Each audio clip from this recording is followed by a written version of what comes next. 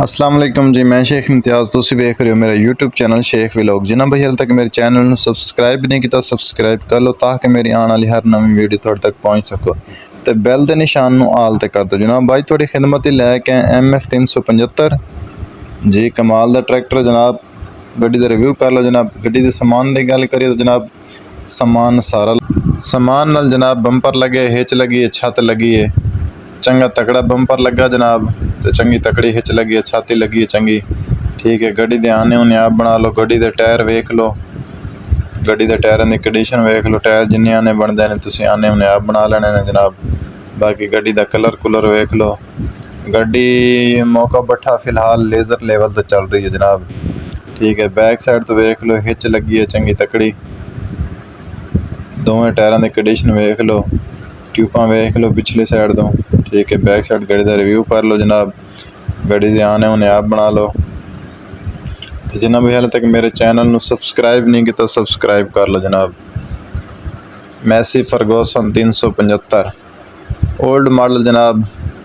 अजकल नवां दे रेट तो बड़े हैवी हो गए ने। ठीक है, वो पैसे वाले बंदा नवा लै सकता है। बाकी गड्डियों के रेट फिर चढ़ रहे हैं जनाब। ठीक है, गेयर बक्से की हालत वेख लो, सारा कुछ गड्डी की लुक चेक कर लो जनाब। किसी होर भाई ने कोई भी जरी औजार फार सेल करना हो तो मेरे चैनल थ्रू सेल कर सकता है। मेरे नाल कमेंट च आके रब्ता करन। ठीक है, वीडियो तो लाइक तो कमेंट जरूर किया करो। गड्डी की फुल लुक चेक करो जनाब इस पासों। तो गड्डी का रिव्यू कर लो जनाब। गड्डी के मॉडल की गल करें तो जनाब मॉडल है 2009 का मॉडल है जनाब। लोकेशन फैसलाबाद जनाब। इसकी MF 375। मालिक का मोबाइल नंबर स्क्रीन पर शो हो रहा, मालिक नाल डायरैक्ट रब्ता कर लो। लैन देन नाल साडा कोई तलक नहीं जनाब, लैन देन मालिक नाल खुद कर लो जनाब। इसकी डिमांड की गल करें तो मालिक इसकी डिमांड कर रहा 18 लाख रुपया।